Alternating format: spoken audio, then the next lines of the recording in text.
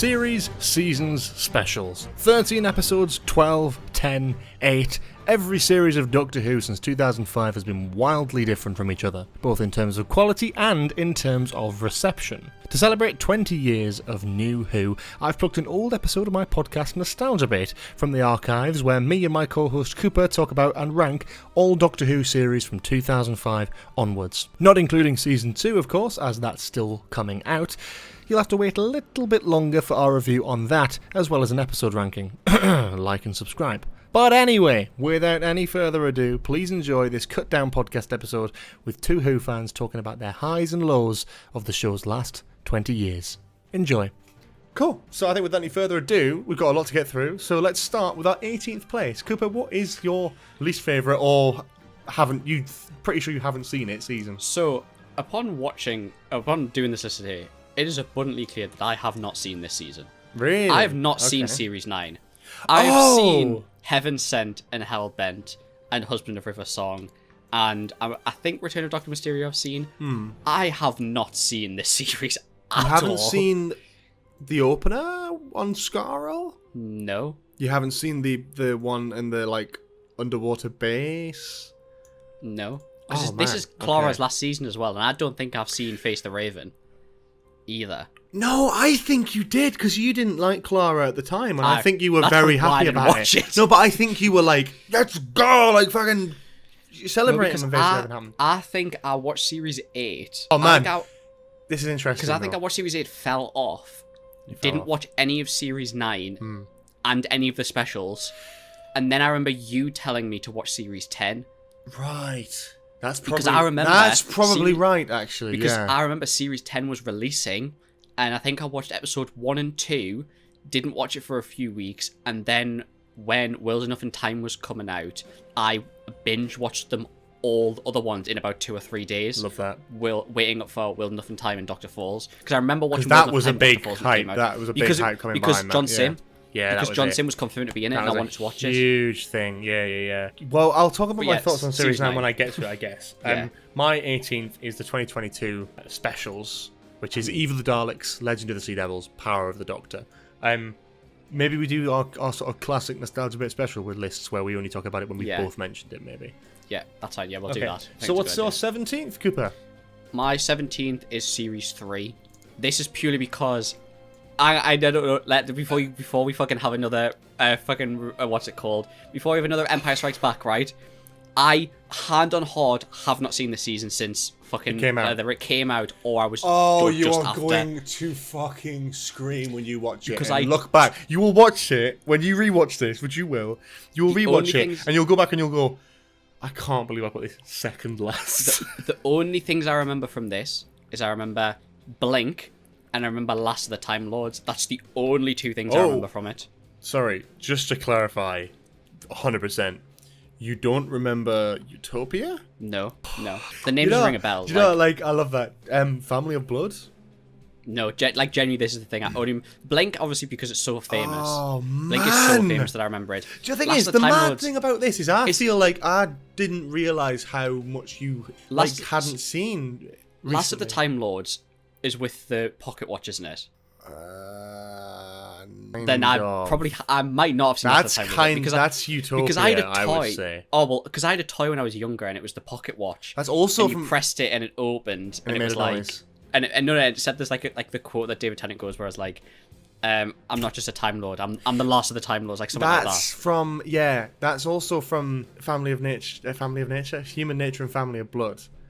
There's a whole story in the middle of the series where the Doctor erases his own memory and puts it in the pocket watch to disguise himself from these assassins, and it's a two-parter where he actually believes he's human, and it's one of the highest regarded stories. Utopia has, I think, still one of the best twists / moments in Doctor Who. Again, we'll talk about it when we get to it. My 17th is the 2008 and 2010 specials. And that is, for those wondering again, The Next Doctor, Planet of the Dead, Waters of Mars, End of Time Part 1 and 2. What's your 16th? My 16th is Series 13, because I really don't like... Okay, we'll get to that. My 16th is Series 12. Okay. So, yeah. we're really different lists. I thought we'd have more to talk about already. We're just powering through, and then we'll have lots of conversations. 15th. My 15th is series 10. Because I remember not liking much of it up until Will, Enough and Time and Doctor Falls. Okay, that's fair. I will say that's fair. Mine is when I looked at it, I was like, I don't remember. Mine is series 8. Okay. Okay, so 14th. My 40th is series 11. Mine is series 7. Okay. 13th? Series 4. What? What the fuck are you talking about now? Again, what are you series actually... 4 I've not... Series 4, again, I've not seen since it came out. I'll calm. Chill. Is it 13th? Yes. My 13th is series 13, Flux. So we can talk about Flux. We can talk about Flux. Let's talk now. about Flux. Okay. So Flux for me... Flux was so hype, but it was... I've put it higher than a bunch of others, and for reasons that'll become apparent when I talk about series 7, 8, 12, and the 2 sets of specials. Series 13, I liked at the time. I did. I didn't like how it wrapped up. I really didn't like the finale. I thought it was really cheap and lazy and quick. However, the whole package, I like. And I think the one thing that sets it apart from me is context. And maybe I'm jumping out of focus there again. The thing that sets it apart from me is that sort of context. And maybe that's a sort of bias. And there's probably a few biases in here, given how ingrained I am with the Doctor Who community. They filmed and made this entire thing during COVID. We've had this conversation before. And I think it's probably one of the best looking seasons of Doctor Who.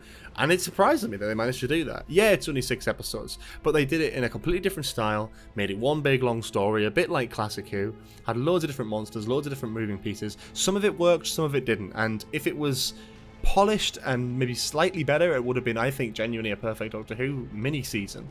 But I think it has its flaws. It's not in my sort of top half. But I don't like the ending, and I don't think any of the things go anywhere.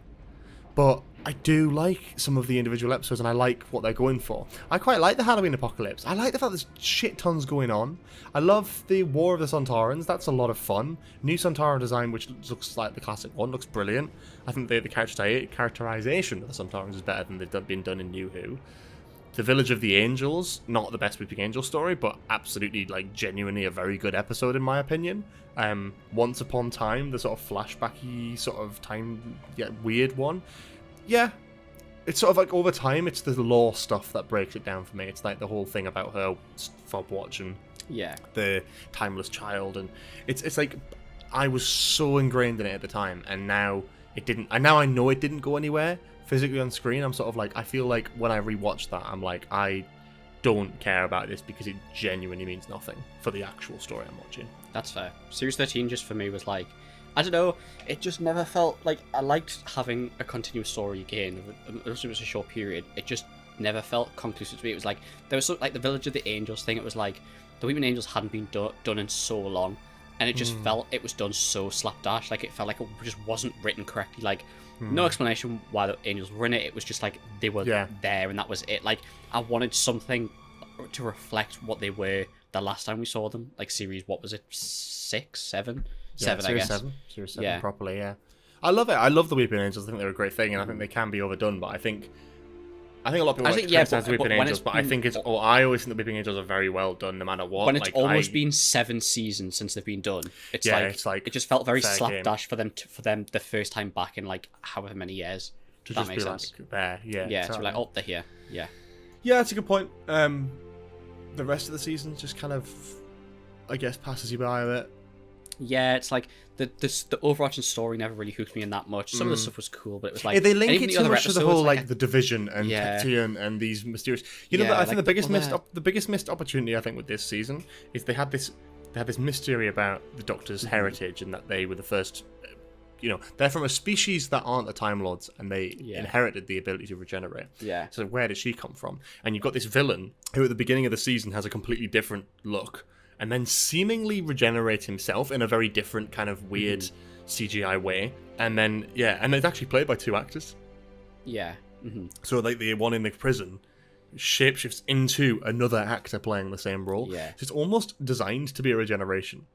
I quite enjoyed the stuff like when they why left not? the universe and stuff like with Tectean. I just felt like that was even like that big thing where she leaves the universe and whatever. It felt like it felt tacked on. Also felt just rushed. Like Tectean's there, killed. Like gone. Like it's It that could kind have of thing, been. like, It could. If it was, I think if the yeah. season was 8 episodes, it would have been really, Like if really good. you'd gone into it like she'd gone outside the universe, massive new thing. It just felt so. Which like, the whole thing is oh, that there you go. the cliffhanger, the visual of like the Village of the Angels, where like 13 turns into a weeping angel, and then it's like, oh my god, what an image to end on! Incredible, right? But it gets immediately resolved at the first couple seconds of the next story. It's that they're just using it to transport her to the division, and then all the weeping angels are gone. And it's like, that amazing imagery and idea and like that sort of unique element of that story just completely washes away when you resolve it so quickly. I like loads of stuff about this season, and I don't think it's by any means like the worst. And on reflection, I don't think it's my least favorite Jodie season. But that's comes down to the respect of the production. Like, I love they did this in COVID completely. Yeah, one of the only productions to do that, and I think it actually looks better in a lot of places to a lot of other like shit that was produced during COVID. Maybe not like the Batman level, but I certainly think it's a contender with the CGI of No Way Home in places. I think we've got a good balance of things, and I think for a BBC production, who, you know, we're at the sort of end of the BBC's original cycle of Doctor Who here before it gets passed over to Disney and Bad Wolf productions. It's like, I don't know, I feel like they really had a good lease of life. It was the start of something good. Like it felt like it kind of felt like a new beginning. Like, I know as much as they say specials and stuff. They tried something new, and I will never criticize them for that. It wasn't just meaningless episodes. It was they actually made like a overarching story that lasted 6 episodes, and it was a 6-part story. We haven't had that in New Who at all, pretty much. So I loved that. I loved it for that, but beyond that, I don't 100% love it. Anyway, 12th place. My 12th place is the 2022 specials. Okay. So we can talk about that. Yeah. And my 12th place is the Disney season 1. Okay. Fairs. So that's quite low down, I think, in a lot of people's estimations, and I'll explain that when we get to that. Let's talk about the 2022 specials. So for you, it's 12th place. For me, it's dead last. Yeah. You want me to go first, or you go first? Go for it, go for it. Eve of the Daleks, don't remember. Legend of the Sea Devils, not good. Power of the Doctor, I fucking love this episode. I'm with you. So for me, like, I really don't like Legend of the Sea Devils. I think it's really just poorly made, and there's obviously a lot of behind the scenes stuff that affected that, and I get that, but it's just not a good episode, and I can't really enjoy it. Eve of the Daleks feels... I don't remember it. I feel like Eve of the Daleks is made... No, but I think it was made almost to save money for Power of the Doctor, because Power of the Doctor is brilliant, and it's massive and bombastic. There's probably too much going on. It doesn't really make too much sense. But you know what? I love it. This weird feeling when I watch Power of the Doctor. Because this episode? It's because it's the end of that era. Go on. Sacha Dhawan's Master, which we spoke about he's great. Yeah, he's just fucking brilliant. I love, though, it's such a clusterfuck of everything. It kind of feels like this perfect sort of end to this era of Doctor Who, knowing now that this is the last episode of the New Who era, if you will, before we get to the Disney stuff, and it's the 60th specials and stuff, new production studio, new team, new everything. It feels weirdly nostalgic watching it now. There's a weird sense of nostalgia watching it. The music, the vibes of it, the fact that it's a regeneration story, you've got your old doctors in there. It really feels like a proper send-off to the show in a weird way. And I feel like if they'd stopped there, it would have been all right in a weird way. I would never want the show to stop because I love seeing it. And it's always new and refreshing. If the regeneration had cut to black and didn't end, it was like... I would have been like, you know what? Like, okay, you've got a fucking love letter of a story there. And look, it's not perfect. I know it's not. And I'm not saying it's better than the 60th, evidently. I haven't mentioned the 60th specials yet. However, I think you have to balance it out. However good Power of the Doctor is, it is knocked off by Legend of the Sea Devils and Eve of the Daleks. Eve of the Daleks is just in a warehouse. Yeah, I don't remember it at all. They tried to do Groundhog Day, and in my opinion, not very well. The best thing about it was the Thasmin stuff. But even that's rushed, because they threw it in 2 episodes before the end, and they wrap it up at the end of Legend of the Sea Devils. It's not even mentioned in Power of the Doctor. That was the most compelling character stuff they had for Yaz as a companion, in my opinion, bar the stuff in Can You Hear It in Series 12. But yeah. Yeah. Also, Sacha Dhawan carries. Yeah. You haven't mentioned the Disney series yet, though. Well, funny you mentioned the Disney series, George.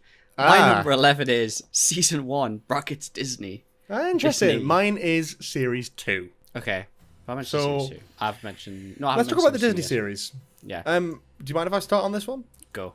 I love this series. I do. I think it's great. I'm counting the 9 episodes because Church on Ruby Road goes directly into Space Babies, basically. So it is part of the same story. It's a new Doctor. It's a new season. For me, I don't know. I think this is a real victim of expectations getting the better of me.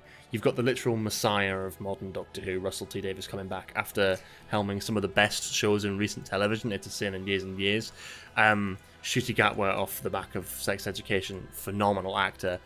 And Disney, new money, and there's a lot of excitement. We've got a brand new advertising campaign and this big push for Doctor Who to be something again. And when it came out, I enjoyed it, but I couldn't help but sit there and feel there's some things missing. And I still don't know what it is. But I'll level with you. Since watching Empire of Death, I haven't gone back and rewatched any episodes from that season. And I have a feeling that maybe when even Flux came out, I would have done that. Now, I did put this above Flux, but I put it one above Flux because I feel like it's, for me, on the same level. Where it's like, they're both severely flawed seasons for very, very different reasons.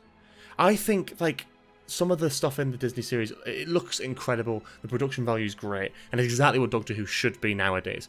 But I just feel like, weirdly enough, it's the writing that's not quite there, in places. And I kind of feel like the story was, just begging to be 10 episodes as opposed to 8. I can't help but hate this rushed format. I know it's modern TV, but Doctor Who is going about in time and space. It doesn't follow a coherent story. If it was like Flux and it was a 6-part episode that led into the finale, it'd be perfect. Or if it was an 8-part episode, it'd be absolutely spot on perfect amount of episodes.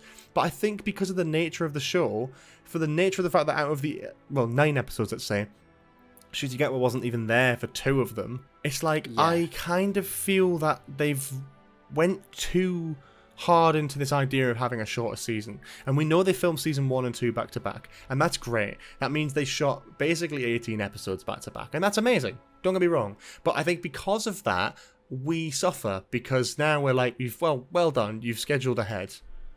However, now we have to just wait to finish the rest of the story. Russell's already come forward and said there's a lot of stuff to be answered in season 2, and I'm sure it will. I'm sure there'll be payoff, unlike some of the Timeless Child stuff. I'm sure there actually will be proper payoff. I just I don't know, but how many scenes do they actually have in the TARDIS together, Ruby and the Doctor? I don't feel like Ruby is up there for me as a companion like Rose or Martha or Donna or Amy Pond, right? Yeah. And it's after her first entire season, with the main finale story arc based around her, I should feel something there. And I don't yet get that. And she's in the next season, not as the main companion, but she's in it. And it's I feel like I'm still waiting for more. So I do love season 1, the Disney season. I just, and you can see our full review of that in its own episode of Nostalgia Bit, by the way, when we talk about it. I think it's marvellous. I think it's got a lot going for it, and it's great to have Murray Gold back. I love Sego Nakanola's music, and I would never criticise that from the Whittaker era, but I think there is a charm to having some of the more orchestral, bombastic sort of suites of music that come in.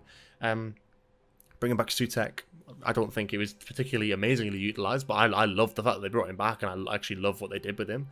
There's just some stuff there I'm I just wish we had more. That's all it was. I feel like I wish we had more, and I wish we had more time to care. I don't feel too connected to Ncuti's Doctor yet. He still feels new. I still don't feel like I know who Ncuti's Doctor is quite yet. I feel like I don't really quite know who Ruby is yet. I feel like this really would have been benefited. You go back and you'll rewatch these series now, Cooper, back from 2007, 2008, and you'll see it's 13 episode series with a Christmas special. For Doctor Who, works perfectly. And I know we can't do that anymore with the size of productions, but man, it has so much more time for character work. That's my biggest thing from the season. So much more. Yeah. And I said this to you when it was coming out, is I don't fully feel like I have a connection to the 15th Doctor yet. It still feels very, and we will go back and watch the episode where we reviewed the entire season and Empire of Death and stuff. And I liked it. Don't get me wrong. Don't get me wrong. I enjoy it. There's a reason it's 11th place. There's stuff that for me, there's stuff that I just prefer. There's a series that I just prefer, basically. But there's some episodes in this where and it's the same thing with pacing and not having enough episodes. There's some episodes that I think had come later on would have hit a lot harder. I think Dot and Bubble come later on would have hit so much harder. Yeah. But you can't. Like, don't get me wrong, there's episodes in this season that I absolutely love. Like, absolutely adore. And I love it. It's experimental. I actually quite like that. And it's experimental. Like, stories. Like Jodie never had a Dr. Light story, really, that the companions got to do their own thing and what have you. So I love that we got 73 yards, and I like that Dot and Bubble is completely separate, very Blink-esque in that sense, where we're following a completely new character. But again, those would work really well if it was padding out a bigger series. Yeah. Not episode 4 and 5. Yeah. Because it's like you have Dot and Bubble, which is like a very know. Doctor Light episode, and then you've literally got 3 episodes and then the story's done. It's like you literally have 1 episode, and then it's supposed to be this massive season finale where the Doctor almost dies, essentially. Like the universe does, and it's marvelous. I saw it on the big screen at BFI. I thought it was absolutely incredible. I loved it, but I can completely understand some of the valid criticisms. I think some of people's criticisms are a bit silly and a bit over the top. I mean, it is Doctor Who at the end of the fucking day, you know. And there's the same sort of thing. As there's been some plot details leaked, but they're very clearly just good guesses mixed in with absolute clearly bullshit. And people are like, oh, I've lost my faith. Oh, I'm not going to like this. And I'm actually reading the leaks, and I'm like, this doesn't even tell you anything about the series, really. It doesn't actually tell you anything detailed. So how could you hate it off that? I don't get it. But that's just me. Move on before this gets too long. Go on. 10th place. 10th place. My 10th place is Series 8. Interesting. Okay, well, I've mentioned that, so that's good. And then my 10th place is Series 9. Which I've also mentioned. Well, I mentioned because I've not fucking seen it. So we can talk about Series 8 first. So my Series 8 was 4th from bottom. Yeah. So I had this relatively low in my estimations. And I think for me, that's just because I was thinking about it and I was like, I like Series 8, but I can't tell you any real individual episodes where I'm like, I love this. I think at the time I loved it more. But this feels... I tell you what, Season 1 Disney feels like Series 8 of Doctor Who with Peter Capaldi. I think it's very similar vibes. Yeah, I think it's fair. Slightly shorter. Yeah. It's slightly... I think it hasn't quite got exactly what I loved yet, but I think it's sort of building.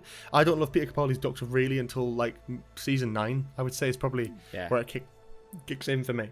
Wouldn't know. I don't really get... Like, Series 8, his character's weird. Like, they almost make him like a sort of PG Malcolm Tucker. Like, he's just really aggressive and angry with everyone, which is great, don't get me wrong. It's really refreshing, and watching it back, I'm like, this is funny. This is actually really funny, and Capaldi does it to perfection. But I sort of think, like, of who I think of when I think of the 12th Doctor, I think of, like, World Enough and Time Doctor Falls. Like, I think of this sort of space-age grandpa, but also this sort massive of curly hair. wise, that's how I picture it. curly, your big curly hair.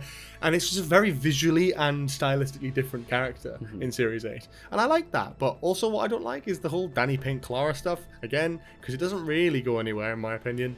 But I also do like that... I do like the fact that they just kill him off. And I love the Missy stuff. I love all that. Yeah, but I just think there's like... I actually think about the quality of the episodes, like the finale and stuff, is putting Missy aside, putting the excitement of seeing the Master back again. When I was 13 and I first saw this, I was like, this is insane. When Missy was there, I was like, oh my god, this is amazing. Now I look back, and the highly rated episodes of that season were Flatline and Mummy on the Orient Express, which are good episodes, but I don't ever really think of them, and I don't think many people do, I'd argue, to be like greatest of all time episodes. And I can think of a lot more episodes in Series 9 and Series 10 that I rate a lot higher. Yeah. That stand out to me more, and I think that's it. There's just not as many standouts for Series 8. But go on, I'll let you cook. It's just so weird for me, because it's like, I've never, genuinely, probably not thought about this series since it first came out, bar Dark Water and Death in Heaven. But I look at the list, I look at like the episodes, and for some reason, I actually remember quite a few of them. Like Deep Breath, I remember. Robot and Sheard, for some reason, I remember. Your sort of judgment in Doctor Who is sort of like a dementia level of like how much you can remember in your mind is. Yeah, because I don't actively go. But I say this: wait until we get to like top 5. Top 3 okay. Definitely. I've rewatched fucking God knows how many times. We'll get to like the top, the number 1 series, and you'll be like, "This is my favorite because I remember it." Because I watched it most recently. No, but these are like because. I don't actively go back and watch. Like, I'll go back and watch my favorites. That's the kind of person that I am. Like, I want to do like a full watch through, and that's kind of what I'm slowly progressing through season 2, series 2. I love that you're doing that. I didn't know you were doing this, and I'm just so happy I'm not doing to it hear like religiously. I'm just like no, but every now and then, I'll get like an itch every once in a while, and I'll be like, do you know what? I fancy watching some. Like, and I'll watch like 4 episodes in like one sitting. It's getting to me again where I'm like, I really want to watch it from 2005 onwards again, because I'm like, I'm getting that itch again. I'm like, I haven't done it in a few years. I wouldn't mind. Because it's like, I remember, for some reason, I remember Robot and Sherwood. I remember And then I remember Kill the Moon for some fucking reason. I remember Mummy on the Orient Express for some fucking reason. Flatline, don't remember at all. The Forest of the Night for some fucking reason. Flatline was what? Flatline, Oh, no, In the Forest of the Night is actually bad, though. In the Forest of the Night, Kill the Moon is whack as well. Yeah, it's probably the fucking bonkers ones I remember. And then Dark Water and Death in Heaven, obviously. Because I remember... beautiful. I remember being a David Tennant kid and I loving John Sim having the fucking laser screwdriver. Yeah. I remember Missy being introduced and being like, oh, cool character, really cool. And I remember the fucking scene where she's like, oh yeah, you know me, Missy. I had a different name, mate. Those moments are so good, though. I miss being a kid and not seeing like leaks and shit like that. Like I remember that. Because you know what they say? It's the same thing as Spyfall. Spyfall was the exact same thing. It was, because that didn't leak. It's when it's when I don't see it coming at all that it really gets me, and that is one of the ones. And I think it's probably again carries the season. I remember it so well. Like I remember that reveal so well, and just being like, "Oh my god!" Like, just blown away. It's good. It's a good one. There's so many phenomenal reveals in Doctor Who and moments like that. A lot of them to do with the Master, really. Yeah. And I think you'll find that when you rewatch season 3, because you know the Master's at the end of the series. That's no spoiler. Yeah. When it gets revealed that he's the Master, oh man, like you have no idea. The music, the acting, like it's so fucking good. And it's that kind of thing for me. It's like I just remember being blown away as a kid. I was when I watched that. I watched it on my phone. I think I watched the Dark Water on my phone. It was at a caravan. It was like a weekend. My parents were packing up, and I was desperate to watch it on the last like remaining bits of Wi-Fi we had. And I was watching it. And I remember I was theorizing the whole series. It was like Missy, Mistress, Master. It's got to be. And I was like, nah, it's not going to happen. And then it happened, and it was like... I'm stupid enough to never put that together, you see, so... It was like that kind of... And I remember watching it, like, on my TV at home, and I just remember that when... I love it. It's like... Short for on Mistress. Yeah. Couldn't keep calling myself the Master. Yeah, I love it. I think it's brilliant. And what did I mention? Series 9! I can talk about... King. So, you don't remember Season 9. Series 9... I don't think I've seen Series 9. I think you've definitely seen Heaven Sent. I've definitely seen Heaven Sent and Hellbent, 100%. Okay, yeah. And Husband's River Song, I've definitely seen. Yeah, but that's not actually... Right, okay. Series 9 has some of the... It's a really interesting one, because when I first watched Series 9, it was the first series of Doctor Who that I watched live, and I was getting old enough where I was starting to become more critical. And I got to a point, this is the first series I watched where I was like, I don't like Doctor Who anymore. It's a bit babyish for me. And it's like, it's not that. It's just the fact that I'd encountered a handful of actually bad episodes, and I was like, shit, this is what like disappointment in TV feels like, because you don't feel that when you're a kid. You consume any old shit. You go back and rewatch it and you're like, oh, this is bad. I'm still like that. I'm jealous of you. I'm jealous of you. When I first, because but the thing that I liked about Series 9 is they actually do a lot of it, pretty much 90% of it, they're doing 2-parters exclusively. Yeah. Which makes the stories longer. And I actually think is a really good idea that I'm disappointed they never actually went back to, because it actually worked really well. You could do these, you could have it, because you knew you were going to get a good cliffhanger. The opening 2-parter set on Skaro with Davros, I mean, that's wonderful. I mean, great to see Davros. But it was a character piece of Davros with Capaldi, who's phenomenal and chews the scenery, of course. But you've also got Missy and Clara. Like, Missy, like, the Master meeting the Daleks doesn't happen very often, if at all, I think, in the history of Doctor Who. So that was interesting. They met the Daleks, but not Davros. That was like a first-time meeting. The second 2-parter, though, severely underrated, never gets talked about. Under the Lake and Before the Flood. Absolutely fucking brilliant 2-parter. Genuinely Capaldi at his best. The writing at its best, the music, everything, the cinematography, the idea is genius. It's one of those episodes that really got stuck in my head as a kid. When I was watching for the first time, I'm trying to remember how old I would have been, probably 14. I thought this was absolutely the dog's bollocks. I was like, this is such good TV, and I still watch it now, and I'm like, this is genuinely brilliant Doctor Who. It's a proper classic Doctor Who kind of story. And then you got the Shielder stuff, and that's where it falls apart for me. Is I never really liked Millie Williams. It's not Millie Williams. Maisie Williams, that's it. From Game of Thrones. Yeah. So she's like one of the main characters in this series, and she plays a her role in throughout. one of the thumbnails. Yeah. Like, damn. So it sort of goes through, and she's like an immortal or something.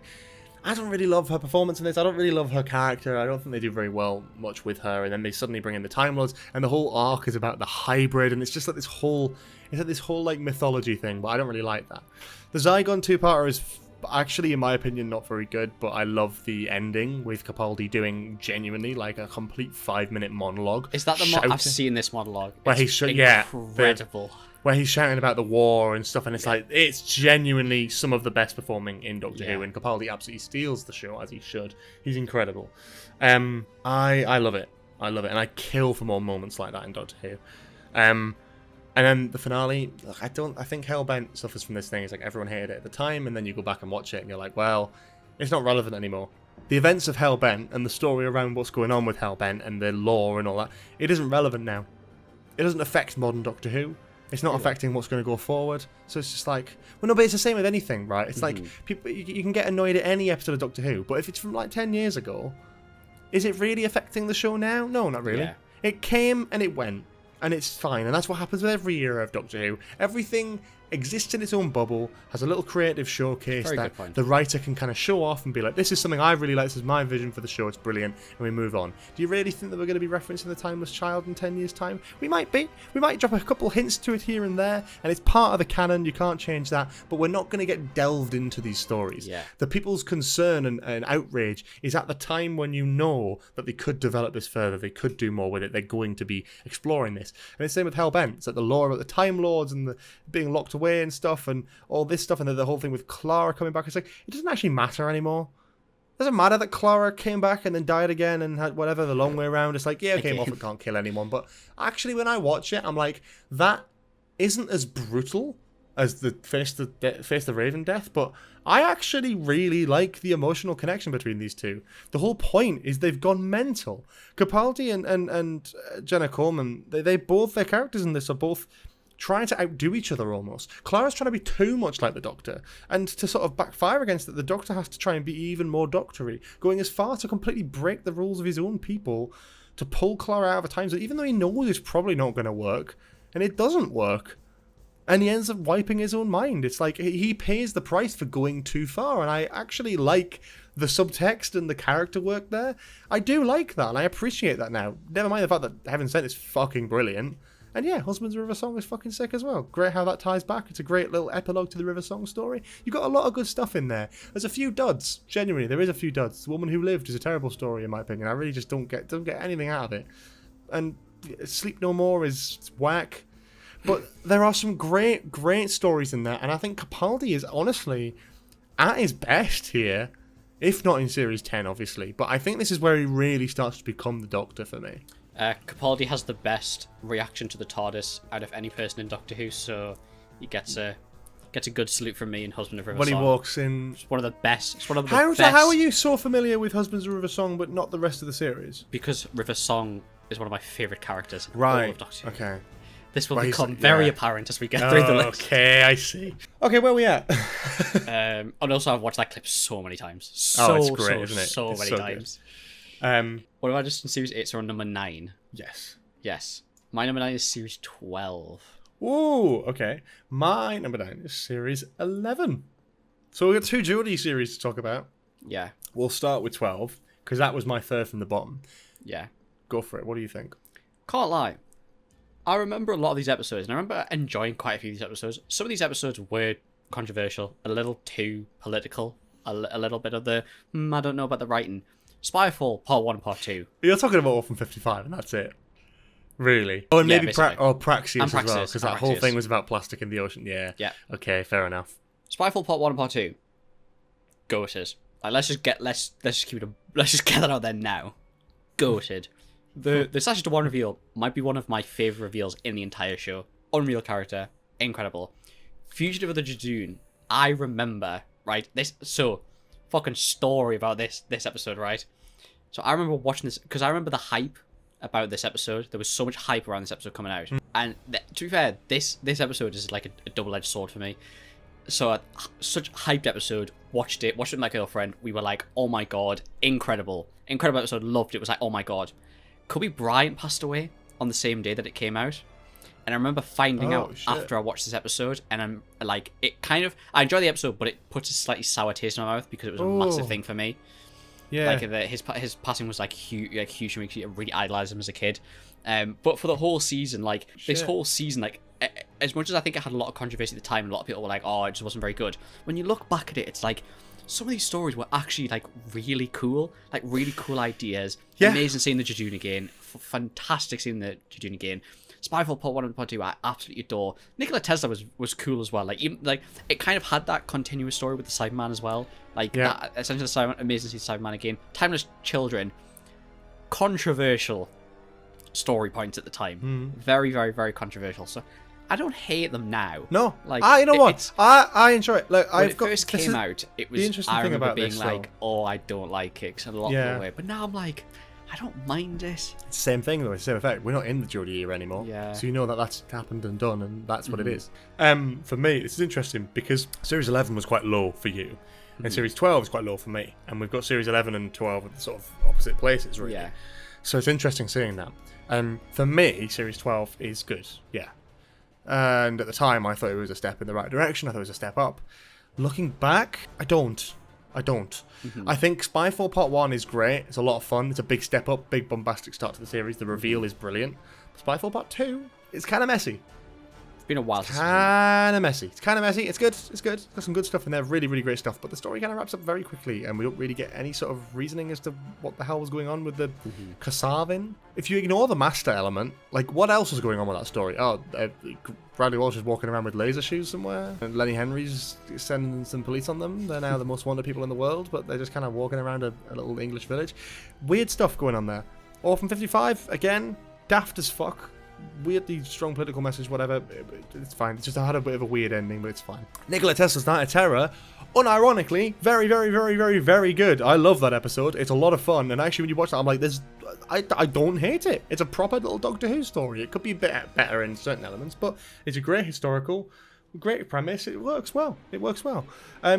For me, it's the stuff. It's the lore stuff. It hasn't done anything for me over time. I was so excited at the time, and it just didn't do anything. And it's like, Fugitive of the Jejune is great. I now resent the Captain Jack stuff in the middle of the story.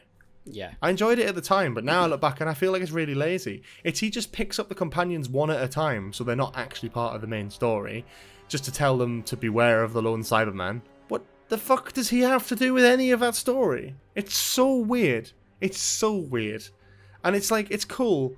But this is where the era as well started to get into the cinematography lens, and oh my fucking god, I am sick to death of lens flares, and I'm so glad we're past that now. Go back and watch any of them. I remember. Hey, watch the Captain Jack scene in Fugitive of the Jejune. You can't see his fucking face for half of it because he's got a big yellow lens flare across his face. It's ridiculous. Haunting of Villa Diodati, again, brilliant episode. Mary Shelley, this sort of zombie Cyberman. It wasn't confirmed that there was going to be a Cyberman in that episode. So when it appears and it's this big, grotesque, Frankenstein-esque zombie Cyberman, great design. That was unbelievable. Ashad is such a great character and so underutilized. I love it. But in that moment, he was incredible. And the two-part finale is fine. But again, the story for me is weak. So the Cyberman stuff is kind of all over the place. And could have been a bigger focus of the series being in like the cyber wars. That's interesting. A big part of this Doctor Who lore that's never really been delved into, and we got a little bit of it there, but not too much. But the whole invasion of Gallifrey stuff, felt like it was trying to push lore down our fucking face whilst we're trying to do a Cyberman finale, and it's like, we kind of fucked it with too much going on. Because the Gallifrey stuff, although cool, and I love seeing Gallifrey, I've always loved seeing Gallifrey, I couldn't help but feel that a lot of that did end up just feeling, and a lot of people have made this complaint as well, it's like a slideshow. It's just like, stand here, Doctor, and watch all these clips from this Irish village. Revolution of the Daleks, that was cool. That was a good Dalek story in my opinion. Captain Jack did fuck all in that story and didn't need to be there. John Barrowman did not need to come back for this series. Great that he did. Just because it was like, again, shoehorned. Completely shoehorned. It was kind of shoehorned in as like a cameo, and that's fine, but still. Series 11, on the other hand, I feel like is a breath of fresh air. Series 11's a funny one for me. Because there's no returning monsters, other than, I would say, the finale, which is Resolution. A lot of people say the finale is the Battle of Ranskor of Kolos, but thematically, in terms of the themes of Ryan's dad and his relationship with his dad, that ends in Resolution. And the Resolution came out, like, they missed a week and came back for the New Year special because the series aired so late in the year. I think it's part of the same series, and I think it's designed to be in that run. I did not consider the Battle of Ranskor of Kolos to be the finale. I actually think the lack of that sort of stuff. And even the Dalek story that is given to us, it's like very unique, very different, very Venom-esque, very like symbiotic kind of relationship with the girl. I think there's a lot of interesting things there. I thought there was just so much new stuff to sort of... I mean, it's not perfect. I don't like the companion TARDIS team. I don't think there's too much going for it. There's too much going on, and I feel like it would have really benefited from having 1 or 2 companions as opposed to 3. But I love the Rosa Parks episode. I love the Demons of the Punjab episode. I quite enjoy the Ghost Monument and the Woman Who Fell to Earth. I'm biased for because I went to the fucking screening premiere for it, so of course I am. And the rest of the series has some great hits. I think Witchfinders is a phenomenal episode that doesn't get talked about enough. I think It Takes You Away is really interesting from a sort of like more abstract sci-fi lens, like a talking frog and a mirror universe. That's cool. We don't get enough of that shit in Doctor Who. This proper actual science fiction shit. We get time travel, yeah, we get fucking evil people and monsters and aliens. We don't really ever get much of that sort of like parallel universe stuff. We got it in series 2. We got it in here. We got it here and there. It's always so much more interesting when we deal with actual like science fiction concepts. Series 11's a funny one for me. Yeah. Because I remember enjoying it, but it's like Woman Who Fell to Earth, yeah, it's decent. Ghost Monument, I enjoyed because it was like, I remember it being like, this was like, because I was a bit hesitant about Jodie's era, and Ghost Monument was where I was like sold. I was like, you know what, yeah, I'm fucking sold. Rosa, incredible. Rise of the UK, fucking burn it. Saranga Conundrum, do not remember it in the fucking slightest. Demons of Punjab, probably a top 5 for me, genuinely, quite easily. I remember being very emotional episode. Kalbam, very underwhelming, I remember. Witchfinders, It Takes You Away, don't remember at all. They're great. They're both great. Avocados, don't remember at all. Battle of Round Square Avocados. What was that? Kolos. Fuck knows. It's just, yeah, there's the couple episodes, Yeah. like, but for the most part, it's just like looking at it, it just feels very underwhelming. I get that. I think it's worth revisiting. When I did, I was like actually very impressed. I'm very impressed with the visuals, the stories. I think it's so much more down to earth. I feel like Series 11 had a lot more thought what that went into it, as opposed to Series 12 and Flux. And I love Series 12 and Flux, don't get me wrong, in different ways. But Series 12 is quite low in my estimations because of a lot of reused elements, a lot of lore stuff that doesn't really hold up. And although the good stuff is good, it's not really super standout other than the Haunting of Villa Diodati. Whereas Series 11, I think, has a lot of like a new fresh style to it that I really enjoyed. It's not for everyone, but for me, it's like a breath of fresh air, and I get quite weirdly nostalgic over it because it's when I started to do YouTube with Doctor Who as well, and Woman Who Fell to Earth, it's a big thing. Yeah, it's a big thing for me. I like that. Yeah. Let's move on because we're running out of time a little bit, but it's fine. Number 8. 8th place. Mine's the 2009 specials that you called it. Okay, yeah, and mine is Series 6. Okay. Okay. 2008, 2009, whatever specials. You've not mentioned. Have you mentioned them? I have mentioned they're my second to last, and the reason they are is, and I can kind of sum this up very quickly, and I'm sure you'll agree on this pretty much, so we can kind of race past this. Yeah. Planet of the Dead is whack. End of Time is good, but goofy as fuck, and Waters of Mars is like an all-timer, and I think it just kind of balances out as kind of weak. You can't compare that to some of like the best seasons in Doctor Who. You can't even compare that to some of the weaker series in Doctor Who, because it's balanced out. Next Doctor is kind of forgettable. Planet of the Dead is fucking shit, really. Waters of Mars is phenomenal, and the End of Time is goofy as fuck, but kind of appropriate, I guess. And it kind of feels as a complete package. It's kind of a weak batch. Yeah, I agree. Move on. Cool. Yeah. So then, a question: why is it so high? Because I still remember it. That's why. Okay. Because I still it's remember still a memory in your. I still remember it very well. I remember End of Time Part 2 so well. Yeah, fair enough. I remember being like, Doctor Who's fucking done. This Matt Smith guy, get that shit out of here. He's not going to be very good. He's going to get the show cancelled. I remember being like, I will not watch this. He is not my Doctor. And that's because I remember that very well. Alright, we'll just jump straight to 7th then. Unless you've mentioned Series 6. No, I've not mentioned Series 6. Okay. Okay. Number 7 is Series 2. Mine is the 2013 50th anniversary specials. Okay, yeah. So Series 2, we can kind of talk about. You're watching that at the minute. I'm watching I think it's great, but I think it's got a lot of weak ones in there. I am 6 episodes into Series 2. Phenomenal. Yeah, the best batch, but I think it gets weaker towards the midpoint. Bro, I think... Get on the Fireplace. I thought it was a banger episode. So good, right? It's an all-timer. It's an all-timer. It's so good. Such a good episode. It's so good. And School Reunion, I love it. Yes, School Reunion, amazing, phenomenal. So good. Yeah. And then the Rise of what Cyberman else we Age of got? Steel is what I quite like I've just Tooth and watched. Claw. Tooth and Claw was good. Yeah, very good. I enjoy that. The Cybermen 2-parter doesn't really do it for me. It's a bit like Rose being a bit wanky about her family again, and I kind of go back and I'm like, oh, okay. Yeah. Oh, it's my dad again. Oh, God. So see, the rest of them I don't really remember. I remember Runaway Bride, obviously. Everyone fucking does. Yeah. Idiot's Land, Impossible Planet, I remember a little bit from. Impossible Satan Planet Pit, I and don't Satan remember. Pit is a 2-parter that I think you'll come to enjoy.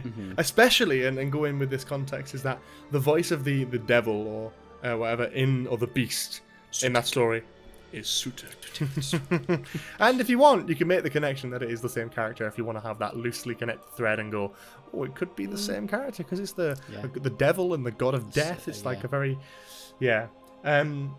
Interesting. Yeah, cool. I'm happy to round it off there. I think Series 2 has some great stuff going for it. The finale as well, Doomsday, is incredible. Army Goes. I have such core memories of that. But then I think about Fear Her. I think about Love and Monsters, which I think is underrated anyway, but it's still whack. And I'm not a big Impossible Planet and Satan Pit lover, even though it's a great 2-parter. I'm not a big fan of that as much as other people are who rave about it.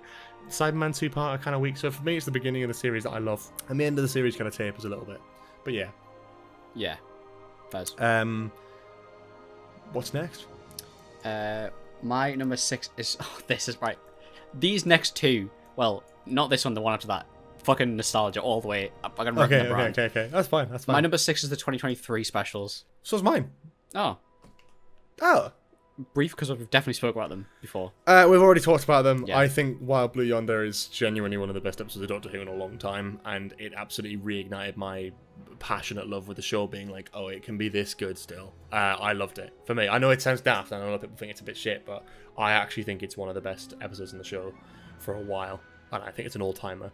I think the giggle is also phenomenal, and I think the Star Beast is a bit weak, but hey, as a complete package, we got a trilogy of specials for the 60th, and I love that we got that. Incredible marketing, just incredible hype around it anyway. Yep. 3 banger episodes, like genuinely banger episodes. Yep. Like, it Star Beast is weaker, and this we've got banger, triple. Like as a 3-part, it feels like a proper 3-part. It feels like a really comical like first regeneration episode. Even though it's with someone we already know. Wild Blue Yonder, I think lore-wise works so well. I think it's really good lore-wise, and it really sets up. It's a character piece. Yeah, it's a proper character piece. I've explained this before. I'm not going to go into it. There are many clips of me online talking about Wild Blue Yonder and how good it is. Great timeless child references as well. Like actually, like feels Flux. well done. It feels like it feels well, like lore well done. Yeah. And then the giggle is an all-timer. So. Yeah. Okay. Yeah. There you go. But okay. Number 5. Number 5. Series 10. Mine's Series 1. This is why I said nostalgia plays a massive factor into this. Fair. Okay. Series 10 we've both talked about. Yes. Series 10 was my 15th choice. And it's my 5th. Yeah. Series 10, I also think I maybe need to reassess this though. Because I'm thinking about it now and I'm like, it has got some bangers in there. But is it just held up for me because of World Enough in Time and Dr. Falls and Twice Upon a Time? Because I love all 3 of those episodes. Start okay. I think it starts brilliantly with the pilot, though. I think the pilot's brilliant. The pilot, good start. For me, this series goes the pilot, World Enough in Time, off. Dr. Falls. No. The pilot's great. Smile. Meh. Thin Ice is good. Thin Ice is a good Doctor Who episode, I've probably not seen it since it came out. Oxygen. Yeah. Well, Knock Knock is in there. Which is fine. That's a bit creepy and horror-y, but it's whatever. The Doctor seems a little mix. Weird. Oxygen, the one that go in space and Capaldi gets blinded. Yeah. There's also some great cinematography in there and some great storytelling that I love. Proper, like, anti-capitalist vibes. Pretty good. Yeah, you'll appreciate it more, I think, yeah. Extremis is the beginning of the thing. It's like the whole video game simulation, the whole episode, which I think is a really cool twist and a really great idea. It's the beginning of the Monk trilogy. So... Extremis, The Pyramid at the End of the World, and Lie of the Land. Not the best episodes of all time with the monks. I'm not a big fan of the whole monk trilogy, but I like what they're trying to go for. I like they're trying to like create this whole. It's like a sort of like subplot of the season where they've got this like 3-parter in the middle, which could very well be its own story, and I like that. And it brings, of course, Missy back into it at that point, where we then continue forward into the series. She's trapped in a vault. Because yes, River Song's Diary doesn't in this one as well. Somewhere, yeah. I remember one of the episodes, Noddle gives him it or something like that. Yeah, that's it. That's right. You are right. Yeah, that's true. It's an extremist. We have a Ice Warrior episode on Mars, which is very vintage and cool. It's nothing really to write home about, but it's solid. Eaters of Light, Eaters of Shite, and World Enough and Time and Doctor Falls is peak. Sorry. Peak. It's unbelievably good. It's very good. No one's debating that. So yeah, that I think elevates it so much. But the rest of the season time's good is as well, okay. man. I completely Yeah, forgot that this includes it is the good. I series. don't like the characterization of the first Doctor, but I No. do like what they do with the episode. So yeah, I do like it. It gives me a lot of emotion. I like that it's kind of a low-key one. It's not a big, phenomenal, amazing, massive story. It is solid. What's your fourth place, Cooper? Series 1. Oh, you're not mentioned. You don't I've not mentioned Series yes. 1. Okay. Nope. Okay. No, my I num- have not. That's hey, good. My number 4 is Series 7. My number 4 is Series 3. When Let's is do it Series 3? quickly. So, yeah, Season Series 3, 3, Series I 3. don't remember, We've already so- talked about it, though. I think we've talked about it with the Master Reveal and Utopia, and Yeah. we've kind of waffled about that.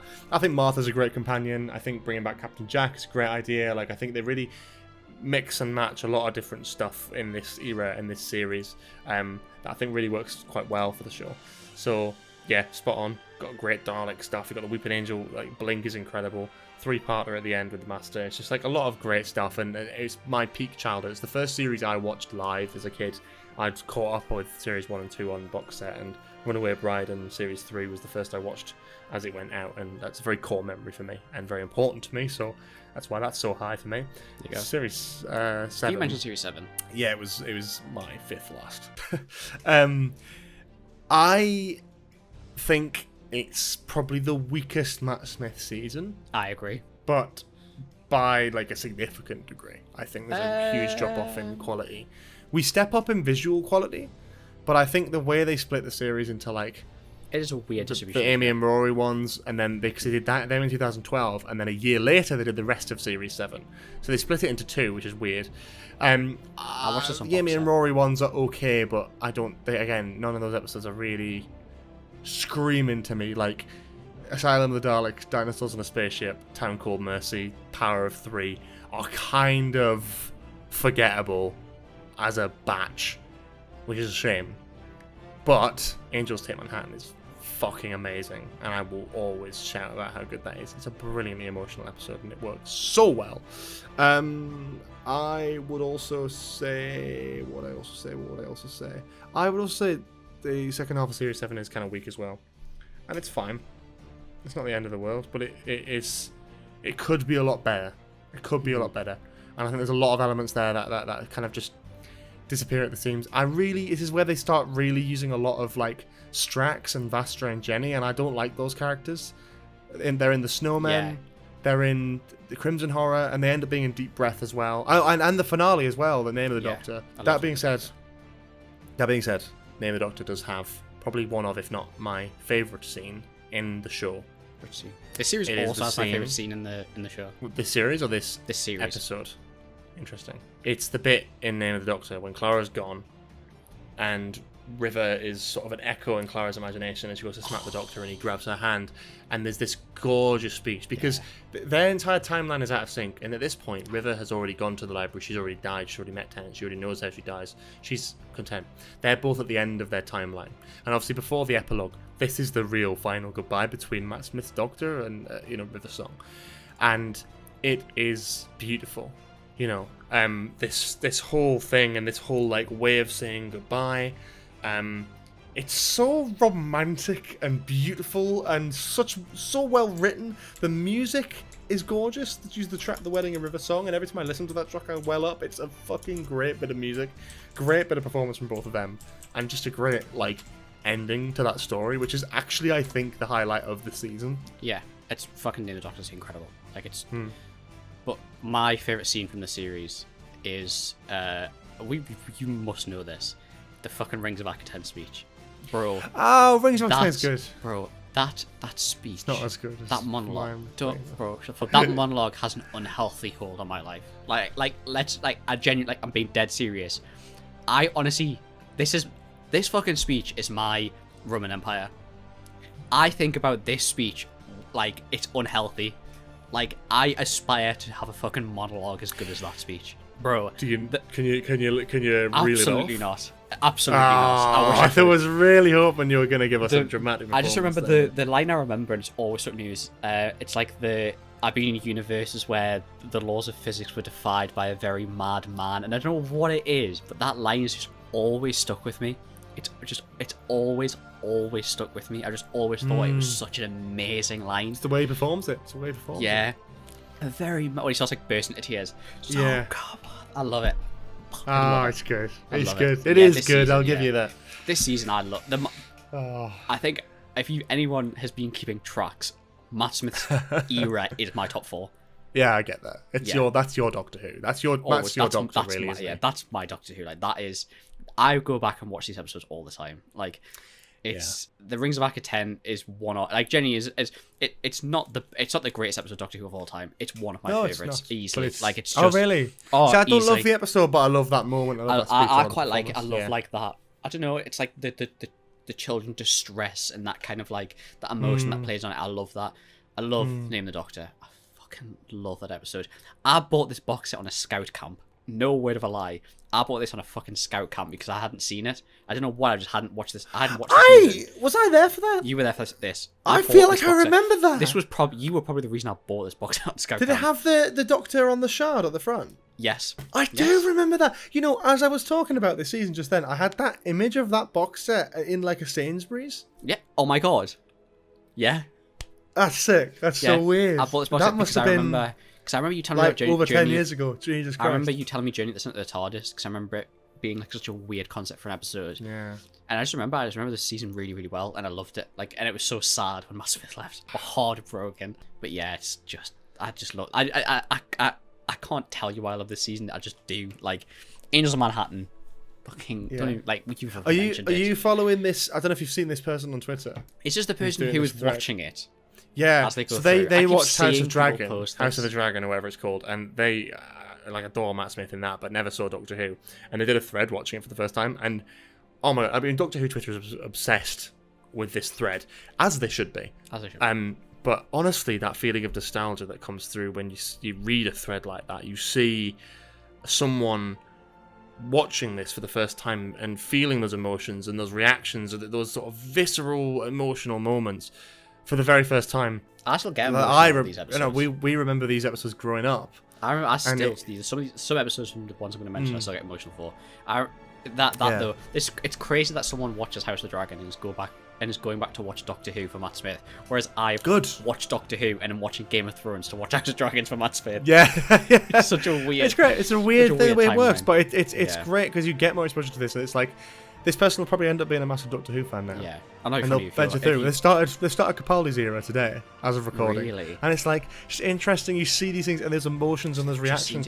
So relatable. Imagine watching Day the Doctor for the first time again. That's what I'm saying. But when you watch, it's like this is the whole thing of like and that's the whole sentiment of Doctor Who, isn't it? When the Doctor takes a companion away, it's the whole thing of like he doesn't see it anymore because the whole of time and space is back garden. All he's got is a back garden. He wants to take a companion because when they see it, he sees it. And I think it's the same with long-time Doctor Who fans who have seen these episodes endlessly, know exactly what happens, but when someone new sees it for the first time, the magic and joy that they have when they see it. Like this person on Twitter, it's visceral, and everyone is like, oh my god, reading this thread and these reactions remind me of being a kid, remind me of watching it for the first time, and I love that. You say this just like, I love Doctor Who, like one of the reasons, literally just coming to me right now, like, I think I love about Doctor Who is like, watch as a kid, yes, love it, cool adventures, amazing characters. But when you watch when you're older, like when you actually understand the weight behind it, like when you actually understand the emotions, when you actually understand the stories and the timelines, like it holds even more weight. Like, and I think that's why you can rewatch them. Yeah, I've not watched these for ages, but it's like, but you will, whenever you rewatch it, when you get through like series 3 and 4. Weight.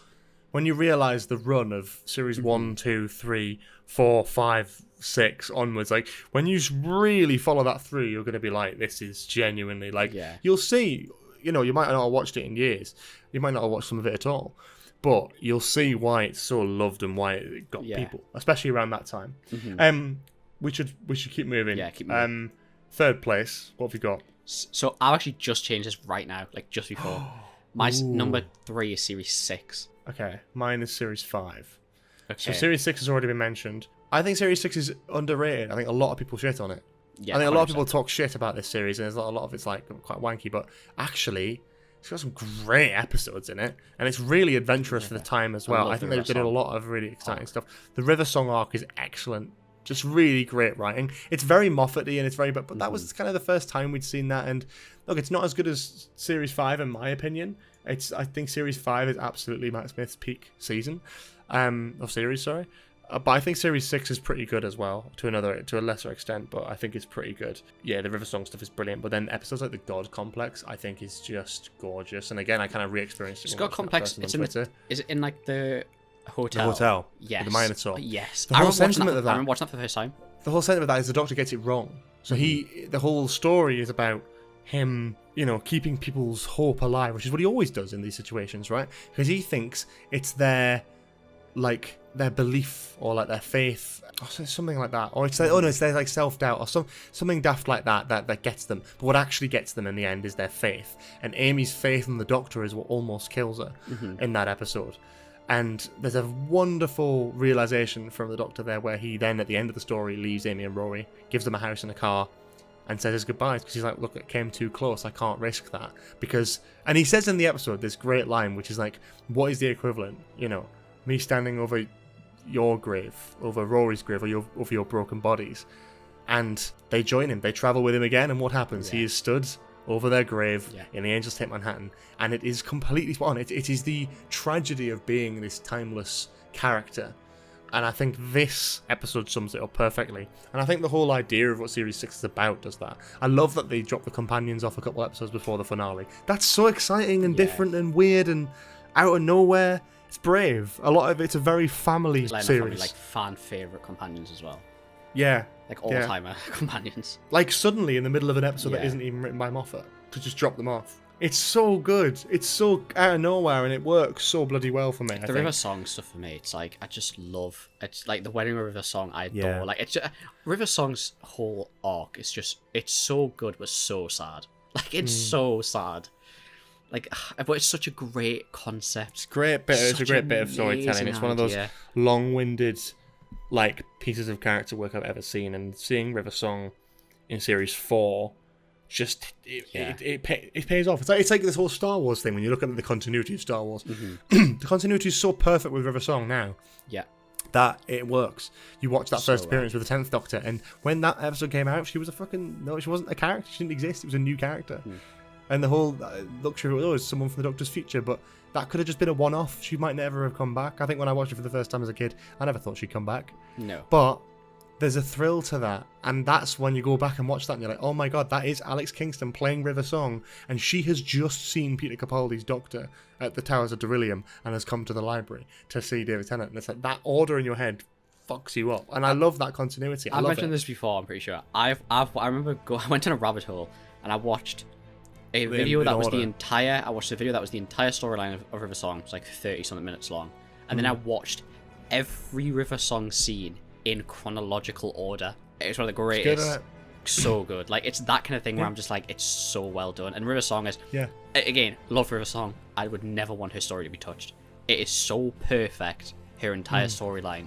She never needs to come back. Leave it. It'd be amazing to see her interact with some of the Doctors, but it's just so, it's one of the most it's one of the best written storylines and story arcs over however many seasons it is. Like, it's just perfect. I think you need to leave it. Unfortunately, so one of the things is you sort of need to leave it now, because the best way to do it was to sort of blend it in with other things. Her Doctor was Matt Smith, and it's perfect to introduce her in one episode of Tennant's era and then have one episode after Smith's era. Her Doctor is Smith, and that's her character is in love with, really. At heart. And I think that's where, but it works because it's about the character of the Doctor, and it's, that's that whole change in aspect, and that's why Capaldi also works as well, really well with that episode. He's so good in that episode. I've got a lot of love for River Song, and this series is all about that. But I don't think it's Smith's best season, and I think it has some stuff, has some weaker episodes in it. Curse of the Black Spot I don't really feel much for, and the Almost People and Rebel Flesh are okay, but a bit meh. I love Impossible Astronaut, and then Day of the Moon's okay. Curse of the Black Spot, Doctor's Wife. Doctor's... Fuck off, really? Yeah, Doctor's Wife is unbelievably good. Doctor's Wife, I don't know, it just never really hits me when I watch it. Oh, man. And then Rubber Flesh, Almost People, Good. Yeah. Good man goes to war. We don't have to fucking... Gorgeous. Yep. And then Let's Kill Hitler. Such a good episode. Ah, shite. I love it. Dog shit. Love it. And then, yeah. This, I think there's the second some half of the whack in season there. is the... Like, second half of the season is where it, like... You know what I mean? Takes off. Yeah. Fair. But I kind of like the twist of Amy being a sort of pile of flesh goo for most of the first half of the season, and then that's the twist. And it's good. I like all that. I think all that's really interesting. But yeah, cool. Let's shift over to second place. Do you know what is your? 1 and 2 are? I'm trying. Hang on. I'm trying to think of what you haven't no idea mentioned. what yours are. You haven't mentioned Series 1. You haven't mentioned. I haven't mentioned Series 1. Mentioned Series 1. You haven't mentioned Series 5. Yeah, and there's one other thing I haven't mentioned. Oh, for fuck's sake! What? I didn't even think Day of the Doctor. You've not jumped on that one yet. Go on. My number 2 is the 2013 specials, aka the Day of the Motherfucking Doctor. My number 2 is Series 4. Really? Fair, based. You know what the funny thing is? That's a really common normie opinion. What? That Series 4 is based? No, it's like one of the best ones. I think it just, like, not even remember most of it. It just is. I remember, to be fair, I remember quite a bit of it when I was a kid. I remember fucking Silence in the Library and Forest of the Dead. I remember being shit scared. Well, you'll love it for the River Song stuff as well. Yeah. Now, 2013 specials, Day of the Doctor. The reason I couldn't rate that any higher, because it is just 2 episodes, and I think, as much as I love Time of the Doctor, it should have been a 2-parter, and I wish Moffat had just sort of... True. I don't know. I wish Moffat had just held off in certain areas. I don't really like some of the elements of that. I'm not trying to be like, oh, it's cancelled, it's problematic. But Matt Smith's Doctor at the end of Series 7 and, like, into these episodes is so, like, not how I want to imagine Matt Smith's Doctor. Like, I prefer him in Series 5 and 6, the Raggedy Man. There's a lot of weird stuff. Do you remember the line at the end of Nightmare in Silver? The Cyberman episode in Series 7? Where Clara leaves the TARDIS and he's like, I'll send you this clip. It's really weird now as an adult watching that and going, that's kind of fucking weird, bro. Because Matt Smith's there and he's like, Clara Oswald, an enigma wrapped in a conundrum, squeezed into a skirt that's just a little bit too tight. And then he sort of like snaps himself out of it. And you're thinking, it's funnier when you do the impression. Fuck? It's much funnier when it's just creepy, that's you know? a great soundbite. Wrapped into a skirt that's just a little bit too tight. I made it sound a bit weirder. But, and then like in Time of the Doctor, like people have raised this before. I'm not going to be like, oh, cancelled. Time of the Doctor has some great stuff in it. It's a great episode. I don't really feel comfortable when he just smacks Clara's ass in one scene. Yeah, that's true. Yeah. But like, is that when he's old? No. Ah. It's when he's young. Shit. And technically in that scene, completely naked. Anyway, hologram clothes. Day of the Doctor. Okay. But Day of the Doctor is brilliant. I'll give you that. Right. But Day it's a of the Doctor. 50th anniversary I don't special. care It has to be. Bro, I don't care. Of course it is. Of course it is, bro. Oh. Day of the Doctor is so wanky, and I love it. I absolutely love it. Like, it just, I mean, like, you just cannot beat Day of the Doctor. You just can't knock it. Like, yeah, it's 5th anniversary special. It was gonna be good. You know what? They fucking delivered. Like, let's be real. Like, They did. I still prefer it over the 60th ones. I'm torn between the two, honestly. I think just the consistency of the trilogy of specials is great, and the 2013 special, I think Day of the Doctor is brilliant, but you sense it's... The thing that I hate the most about it, more than anything, is it feels out of place. It's like, think about where the Series 7 ends and where Day of the Doctor begins. It's just like, huh?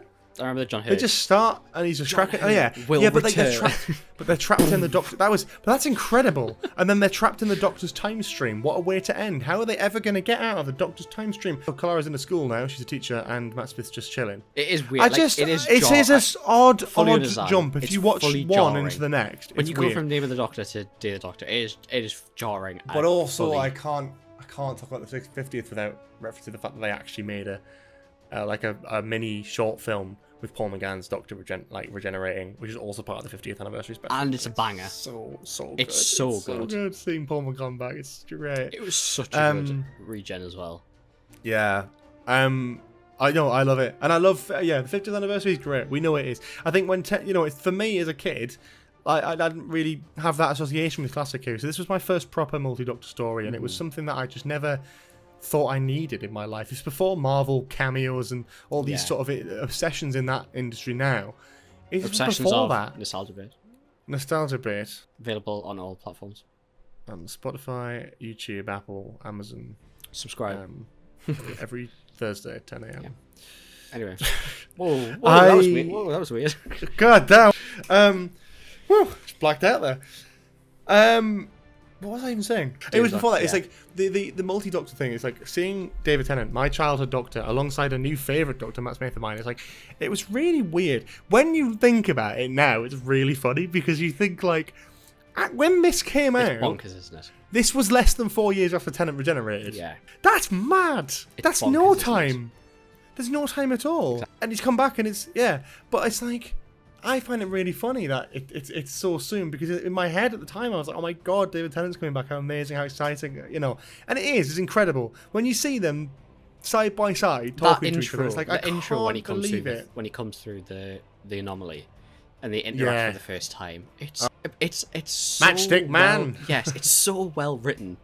It's like that was a bit more the slight Jimmy innuendo. Savile. It's like the slight Smith, innuendos that they make as well, Horrible. like compensate, like that kind of stuff. It's like just such well written interactions. It's good. It's very Moffat-y, but it's great. Yeah. I do love it, and I think like you can't go wrong with that experience of watching those for the first time. I mean, incredible. And I like Time of the Doctor. I like what it stands for. I just wish it was longer. I wish it was a 2-parter. I wish there was 3 specials, because I think it would have been good. The whole thing is that like the 11th Doctor is on this planet for hundreds of years. He grows old. I want to see that. I want to see that. We built up Trenzalore so much. I want to see it. I want to see this battle that lasts years and takes thousands of lives. I want to see a little bit of that. Give us a little bit of grandiose. They did put a lot of the budget onto the 50th, which I can understand. The stuff on the Time War looked incredible. No one's denying the 50th is amazing. Like, we all know it is. We don't have to talk about it. It's good. Time of the Doctor, I think, isn't as good as I would like it to be. It has some great elements in it. Brings the whole thing together. It's one thing I'll always love, is that Matt Smith's era, I think, is the most thematically consistent.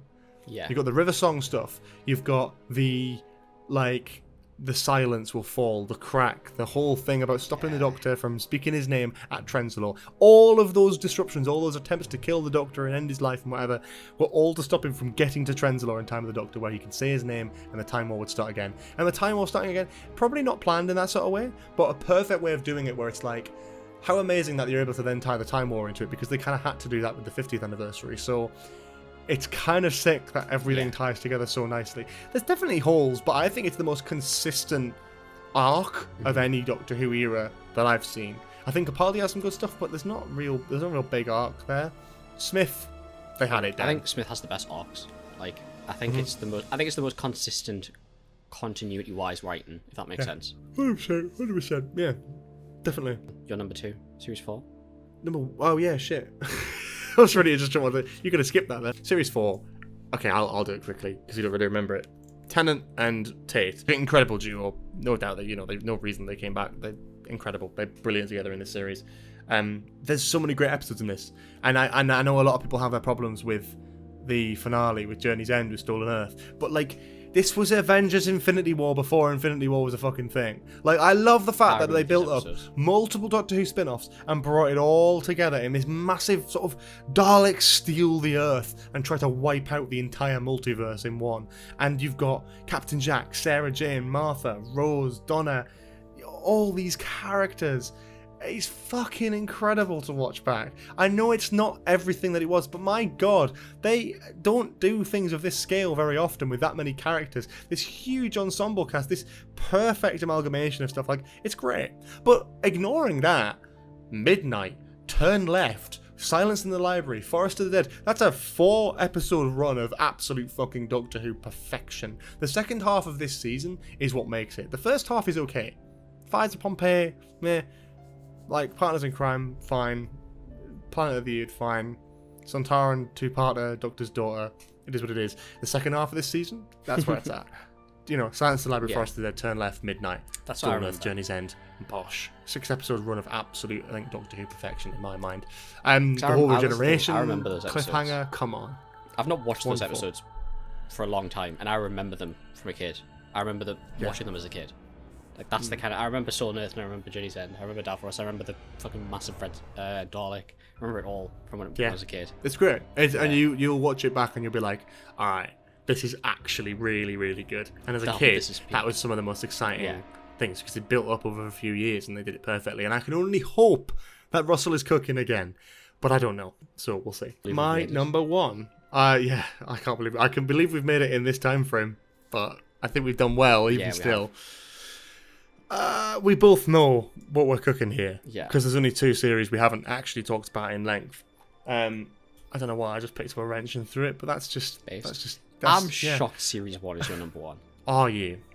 Yeah, because I thought when you were surprised, I thought you were surprised that mine was so high. How do you mean? Like, I thought when I was like, oh, this is for nostalgia reasons, my number 5 is Series 1, I thought you were shocked that it was so high. No, well, I hadn't mentioned it, so definitely not. It hadn't occurred to me at that point. Don't get me wrong, banger season. I just want to hear your, like, I want to hear, like, what you think, like, what When Series 1 came out, in the eye of the public, Doctor Who was flimsy cardboard backgrounds, bog monsters, and sort of low-budget 80s shit special effects. And frankly cringeworthy. There's a fan base for it. I love the show, right? But at the time, that's what it was. And Russell pulled off something fucking miraculous. I think Series 1 is a perfect introduction to the show. I don't think we've got any better than that, in my opinion. I think Chris Eccleston is absolutely an incredible Doctor. And I'm not just saying that because I look like him now.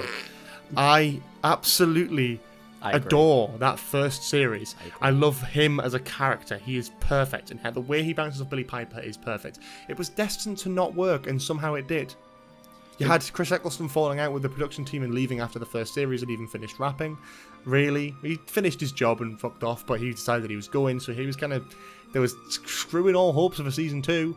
Billy Piper was at that time a pop star, not an actor, and everyone was like, why the fuck have they cast Billy Piper in the main companion role? That's terrible. It was almost like a cry for help. You know what? It came on TV and it fucking smashed it. I think there's one weak episode. Which one? And that's The Long Game, the Simon Pegg episode with the mighty Jagrafess of Rognaku or something. I don't know how to say it, but I'd love to learn that. What I can say, though, is Raxacoricophalopatorius. I love the Slovene in this series. I think the Slovene are great. I think the 2-parter Downing Street, I think is brilliant. It's camp, daft sci-fi at its finest. And I think there's some charm about this, not only from a nostalgic point. This is my introduction to Doctor Who. This is what made me fall in love with it. Tennant was always my Doctor, right? Because I didn't watch Series 1 live as it came out. So I didn't watch it week by week. I watched it in one, really, with my dad when I was younger. But it got me into it. And I have such a fascination with that. Eccleston was the first Doctor I saw alongside the Daleks. You'll never forget that. Yeah. That, for me, is such a big nostalgic indicator. For you, maybe not so much. But then I was 4 when this series came out. So, I mean, you would have been way too young to know. Well, I'd have been 2 when the series came out.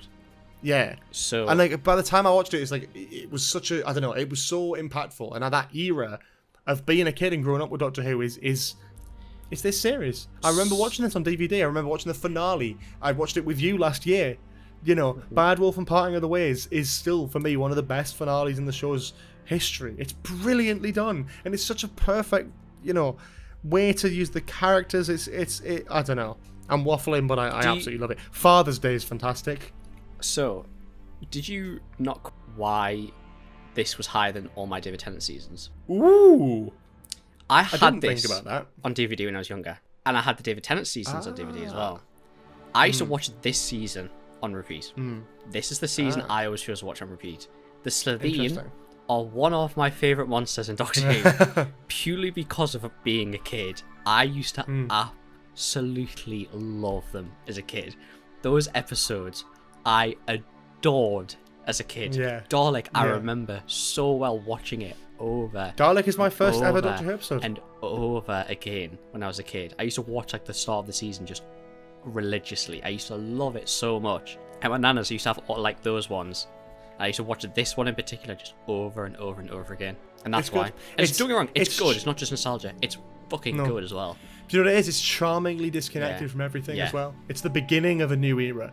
It's not got all the complexities of this canon and this like all this sort of stuff to catch up with. There's no scenes where you see all the Doctor's faces in this. It's just this is the Doctor. This is what he's like now. There's been a war. He's the last of his people, and here we are. Even effectively, Rose is such a good episode. They're all really good episodes.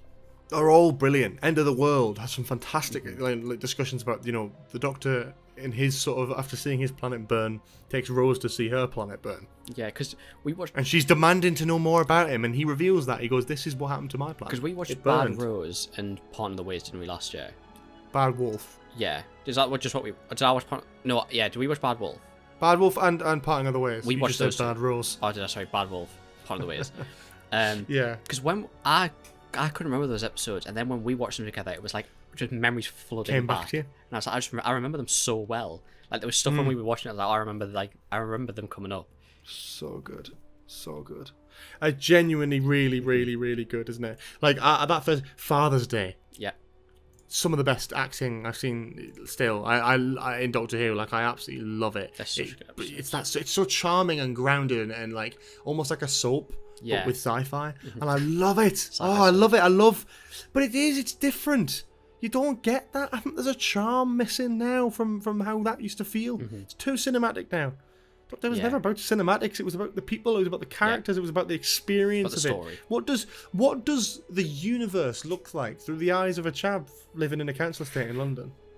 What does it look like? This is what it looks like. That's why it's marvellous, because you're seeing the wonderful and extreme through the eyes of someone who hasn't even worked out their own life yet. Unemployed, cracking on, single mother. Has a single mother, not is a single mother, but it's like so many of these elements. It's like you don't think about, but actually it's so revolutionary for the time. Rose's mom we is used such to a say good character as well. Jackie Tyler, come on, anything could happen. Banger. Yeah, I love season 1. Series 1. I think it's great, and I think you'll come to appreciate the other series as well as you watch the David Tennant ones. Definitely. But series 1's the beginning of it all for me, and I think Christopher Eccleston being a one-series Doctor really elevates it. I think if it was a Doctor that carried on, I don't think the series would last as highly. But it's such its own package because of that. We get a regeneration. We get the reintroduction of the Daleks. We get like a new companion. There's all these key like cornerstone moments for a Doctor Who. Yeah, banger companion as well. We're just watching a regeneration for the first time. I know. Don't even bother mentioning Series 5. Series 5. Let's talk about it, because that's your number 1. Series 5 just clears. Like, it's so just comfort, and I'd honestly, this is one of the only seasons where I would watch every episode with no skips. Like, if I was to rewatch it, obviously. It's just, I don't even know where to start. 11th hour, fucking clear.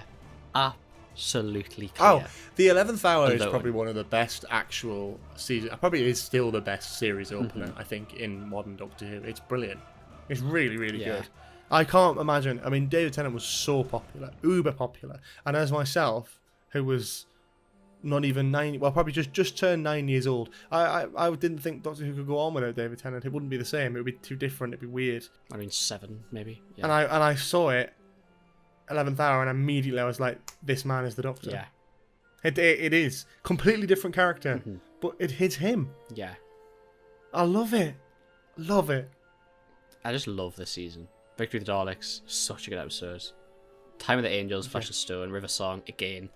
River Song's so beautiful in this season. It just, like, Vincent and the Doctor, like, come on. Like, you can't beat shit like that. I mean, that's just unbelievable. And there's so much context for that as well. I think so it's written by Richard Curtis, who is a prolific screenwriter. Wrote a lot of Mr. Bean, 4 Weddings and a Funeral, like Notting Hill. Like, he's written a lot of Vincent the Doctor is the perfect, classics. It's the perfect balance of really good sci-fi, amazing sci-fi, but the weight and emotion that it carries as well. Like, it just carries so much. For, like, series, like, episode 10, Vincent, character, fucking, like, you have so much passion and love for a character you just meet in one episode, a 47-minute episode I've got up here.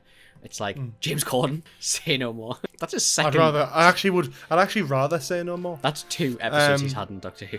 Pandora 2 more than me. Shocking. I know. Pandora opens. Like, I don't know what to say about the season, because Pandora opens, like, and Big Bang is brilliant. Like the only weak spot of series 5 for me is Hungry Earth and Cold Blood. But even those are really well written and performed and stuff. Like, I think the other episodes hold so strongly that for me, it's the Weeping Angel 2-parter, man. Yeah. That is unbelievable. Bringing back River Song, amazing. And doing a Weeping Angel 2-parter with a very different context. There is no scene greater to me in a lot of modern Doctor Who than when the 11th Doctor and guides the clerks through the maze of the dead. I love the setup for it. One weeping angel in a maze of statues. And there's so many references to the planet that they're on, and the species, and the culture, and jokes about them having two heads. And none of the statues have two heads. And there's a moment where he realizes, and he basically goes, fuck. And they do that thing where they're like, everyone turn the lights off, just a second. And everyone look at that statue, turn it on and off, and the head of the statue moves. And they realize that they're not playing a needle in a haystack game of one weeping angel in a maze of statues. They are in a maze of weeping angels. Again, they are completely surrounded. And it is, what a twist. It's so like, good. I have friends nowadays where you allude to anything to do with weeping angels, they will crap themselves. And it's so because of Flesh and Stone, and it's because of the Matt Smith story arc. Those are the ones, unbelievably well. It's scary. Done. It is scary. Like, that shit is harrowing as a kid. Like, and even now it still is. Like, it's just so that well scene done. Gives me chills because it's like, it's that realization. He's like, where he goes, oh, and it's that explanation because all of the evidence is there. It's spelt out to you 20 minutes prior. Is it Appalachians? No, that's a different story. Something like that. They've got two heads. And their entire mausoleum here, statues with one head each. And Weeping Angel story. Yeah. So, of course, they're all Weeping Angels in disguise that needed... Not even mentioned the crack in the wall. I mean, yeah, it's a great story arc as well. Like, over the entire season, like, it's like, it's just so... Like, when I think of, like, an overarching storyline for a season, this is the season that I go to. I think about the crack in the wall, I think about the Weeping Angels across multiple seasons, like it's that kind of thing. It's so good. The Weeping Angels, they're not in that like crazy amount of episodes over the 3 seasons. No, they're not. But it's people say they're overused. I don't think they are at all. What? I think it's because it's a new villain that's being overused. But I think it's probably one of the biggest known Doctor Who monsters now. 2 episodes in that season. Dalek Sidemen. Yeah. Like, are they in Series 6? God Complex. Very briefly. They're in the God Complex in one of the rooms. And then that's not really a proper episode. It's perfect. And Village of the Angels. Yeah, Village of the Angels. Yeah. Yeah. But still, very cool. Ghosts. Very cool. I absolutely love it. I think Series 5 is brilliant. We all know it is. Series 5 and Series 1, though, for me, are the top. I mean, for me, Series 5 is currently third in my list. That could change depending on, like, rewatch. Yeah. Series 5 has this sort of whimsical, sort of magical charm to it. Yeah. Music. The music is just, it's like a fairy tale, isn't it? And it works. I think it's gorgeous. Like, it's beautiful. And I think it gets credit, but I don't think it gets any. It'll never have enough credit for how good that series is, and how it managed to take something that was like, okay, if this goes wrong, the show might die. Yeah. But they took it, they ran with it, they completely reinvented it. New TARDIS, new screwdriver, new Doctor, new titles, new writer, slightly new production team, and they cooked and they made a brilliant series. I just wish this is the thing is about like Series 6 and Series 7. I still enjoy them. I wish we could have had another series that was a bit more like Series 5. Yeah. A bit more of the actual adventuring and stuff. I don't know. A bit more like the innocence. Yeah. That's what it feels like. It feels like it's just like child. Like it works so well. Series 5 is like childhood innocence. Like that's how it feels. Whereas Series 6 and Series 7 are a lot more serious. Amy and Rory become very adult in Series 6. They're married and even the Pandora opens. Even the Pandora opens is still like very silly. Like it's still very childish. But it's designed in that way. But I think that's the thing. It's balancing that for Doctor Who. And Moffat got very mature with his writing over time in Doctor Who, and I like that because I grew up with the show. I think that worked for it. I couldn't imagine doing the River Song stories in a childish way. Like it worked very well. Yeah, but I'd like to see some stuff that go back to that, and I think Russell's definitely doing a little bit of that now. But Series 5 almost blends in with like Series 4. Like it's a very smooth transition. Yeah. There's a lot of musical cues. I've listened to the soundtrack, and this is a complete tangent, and I will stop waffling. But there's a little thing I love is like it really settles you into Series 5. The first track you hear, it's called Down to Earth, and it's the piece of music that plays when Matt Smith's TARDIS is crashing immediately after regeneration. It's got this motif in it, which is like dun dun dun dun dun dun dun dun dun. It's that, and that is actually a motif from The End of Time, when David Tennant on the spaceship is coming back down to Earth. That's very clever. And I can't remember what that's called, but it's another track called Something to Earth. I'm I'll see if I can find it now. But it's one of those ones where it's like, it immediately, even in the music and everything, it connects you directly to what you're familiar with. It makes you feel comfortable subconsciously. Speeding to Earth is the one in End of Time, and Down to Earth is the one at the beginning of Series 5. After this podcast recording, Cuba, I'll make you listen to both of them back to back. So, you can feel the motif in there, and it's the similarity. And without you even knowing, you're already comfortable. You're already locked in to this completely new era. It's so good. I cannot describe the feeling when I watched the 11th Hour for the first time, and I saw the TARDIS crashing to Earth, and I was like, "Oh my god, this looks incredible! This is Doctor Who." Really good, and then the new titles start for the first time, brand new titles since I'd started watching the show. His Fingers Are Custard. New Sonic Screwdriver, Gorgeous. new TARDIS interior, so much new stuff. I've literally got the Sonic Screwdriver down there. It's literally there. Get it, Cooper, go on, you know you want to. I want to get it. Get it, you know you want to, come on, man. You bought me this one, actually. It's old now, like. Oh my you bought god, me this? yeah. It's a bit like... bit knackered, those things do get knackered over time. You can press it when it's still up. No, not this one you can't, this is the original one. You can press, there's a little button on the inside of the green bit. Yeah, it's there. There you go. It goes off. Your battery's knackered, you need to replace that. Yeah. Look at that. Fantastic.